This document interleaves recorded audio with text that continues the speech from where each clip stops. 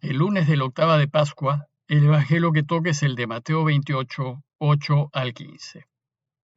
En aquel tiempo las mujeres se marcharon a toda prisa del sepulcro, e impresionadas y llenas de alegría, corrieron a anunciarlo a los discípulos.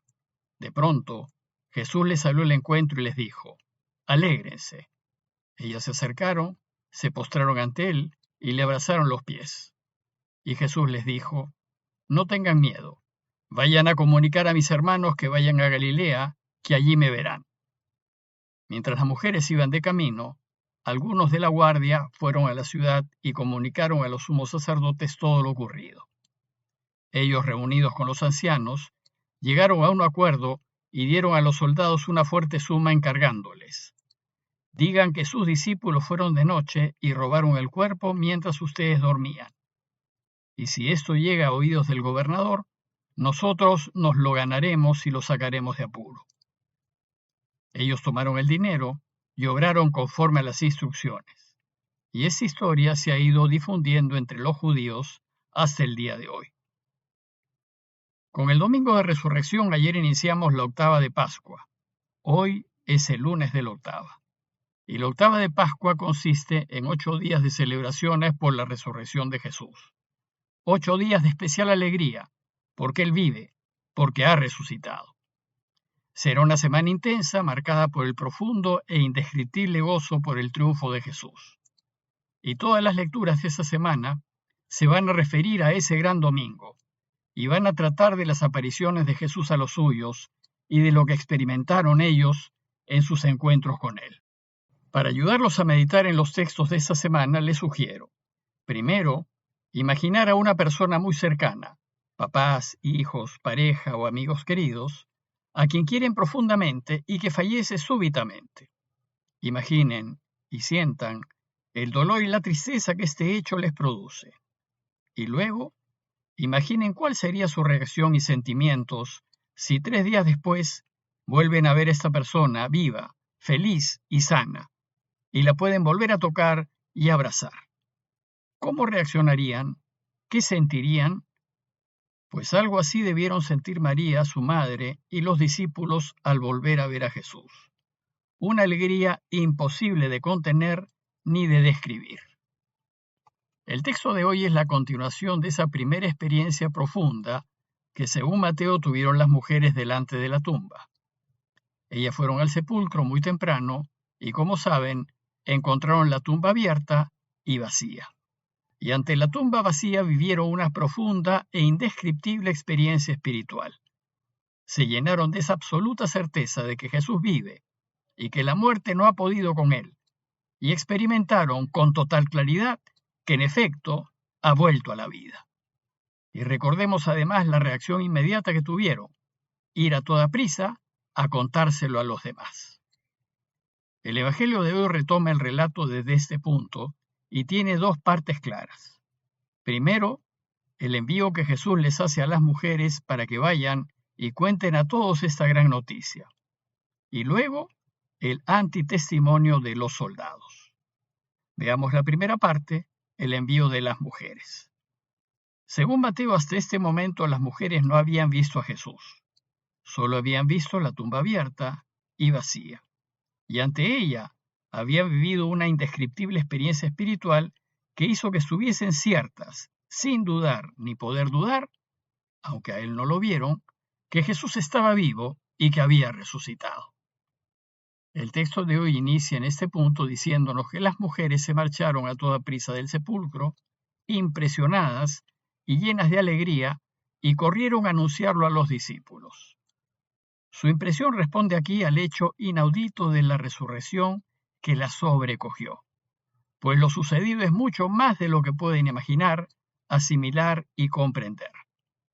Pero no llegaron muy lejos, pues Mateo nos dice que para ayudarlas a asimilar el hecho, a medio camino, Jesús mismo les salió al encuentro y les dijo: «Alégrense». Y ellas entonces, acercándose, se postraron ante él y le abrazaron los pies. Si bien algunas traducciones traducen el saludo de Jesús como «salve» o «Dios esté con ustedes», o solo dicen que la saludó, la palabra griega jairete que usa Mateo además de ser un saludo, significa también alégrense, regocíjense, pues lo que Jesús desea es invitarlas a la alegría. Este saludo expresa la incontenible alegría mesiánica, la alegría de los últimos tiempos, la alegría que tendremos cuando Dios reine abiertamente.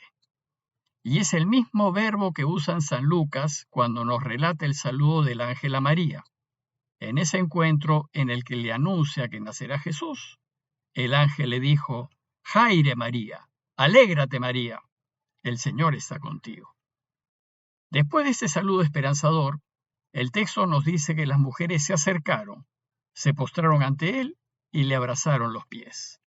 No sabían cómo expresar su emoción y se quedaron extasiadas aferrándose a sus pies y comprobando, de esta manera, que era real. Pero la resurrección no nos puede dejar paralizados. No podemos quedarnos prendidos del Señor, no podemos retener esta gran noticia solo para nosotros, debemos contarla. Por eso el Señor las envía. Siempre el Jesús resucitado va a estar enviando a su iglesia a contar a todos la gran noticia del triunfo de la vida.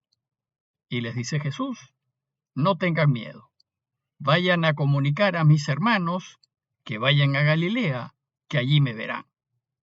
Lo primero es: no teman. Dios es más grande y Él nos estará acompañando siempre. Lo segundo es: cuenten, compartan, díganle a todos esta extraordinaria noticia. Y lo tercero es: allí me verán. Pues nosotros lo veremos solo cuando nos pongamos a trabajar con Él y cuando les contemos a todos cómo hay que vivir para ser felices. Y entonces ellas continuaron su camino. Luego viene la segunda parte del texto, la del antitestimonio de los soldados.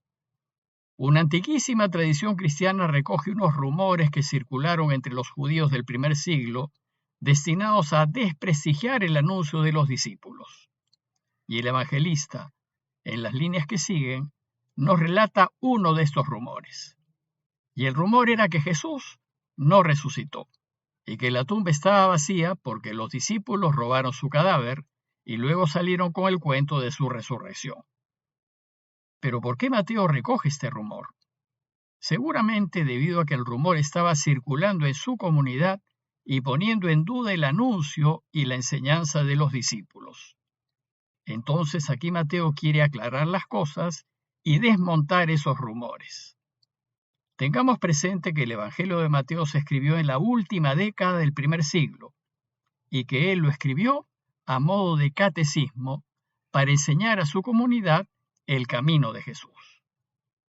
Ya Mateo nos ha dicho que las autoridades judías habían solicitado a Pilatos guardias para custodiar el sepulcro y evitar que desaparezca el cuerpo de Jesús. La tumba, pues, estaba custodiada. Bueno, pues dice el texto que mientras las mujeres iban a contarle a los discípulos que Jesús había resucitado, algunos de los guardias fueron a la ciudad a contar a los sumos sacerdotes todo lo que había sucedido, es decir, lo de la piedra corrida y lo de la tumba vacía. Y según Mateo, esto causó una gran conmoción entre las autoridades judías, a tal punto que convocaron a una reunión urgente de Sanedrín para tratar el asunto. Dice el texto que, reunidos con los ancianos, celebraron consejo y dieron una buena suma de dinero a los soldados advirtiéndoles: digan que sus discípulos vinieron durante la noche y robaron su cuerpo mientras ustedes dormían. Según Mateo, los que cuidaban el sepulcro eran soldados romanos, y a ellos los judíos decidieron pagarles para que alteren la versión de lo sucedido. Y les dijeron: si la cosa llega a oídos del procurador, el romano Pilatos, nosotros lo convenceremos y les evitaremos complicaciones. Entonces, ellos tomaron el dinero y procedieron según la instrucción recibida. Según Mateo, por dinero se esparció la noticia de que es falso que Jesús haya resucitado, sino que más bien los discípulos habían robado su cadáver.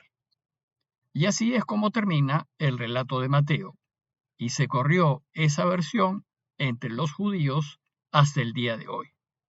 Es decir, este rumor circulaba en los tiempos en que Mateo escribió su evangelio. Pero el rumor desapareció con el tiempo, pues no tiene mucho sustento, ya que si los judíos lo hubiesen robado, lo hubiesen tenido que hacer en sábado.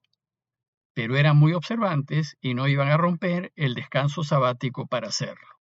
Además, en un pueblo invadido, con guardias romanos custodiando el sepulcro, es muy difícil que alguien se hubiese podido acercar a él, y si lo hubiese hecho, los romanos lo hubiesen matado.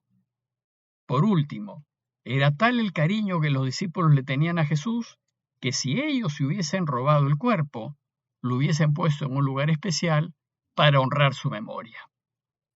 Lo que está detrás de estos rumores es que afirmar que Jesús ha resucitado supera toda lógica humana y nos cuesta mucho trabajo aceptar el hecho. Como ya les dije, creer en la resurrección es un acto de fe, y quien no se deje iluminar por la fe nunca va a aceptar que efectivamente resucitó. Y los que creemos, además de la fe, lo hacemos apoyándonos en los visibles efectos de su resurrección, que son los que potencian y afianzan nuestra fe. Esos efectos los iré compartiendo con ustedes en los días que vienen. Como conclusión, los invito a procurar sentir la enorme alegría que sintieron las mujeres al volver a ver vivo a Jesús. Una alegría intensa por su victoria, una paz profunda, el gozo indescriptible de saber que ha vencido la muerte y una honda satisfacción de corazón. Pidámosle a Dios su gracia para que la paz y la alegría de su resurrección inunden al mundo entero. Pues si Él resucitó, nosotros también podemos caminar su camino y vencer a la muerte y resucitar. Parroquia de Fátima, Miraflores, Lima.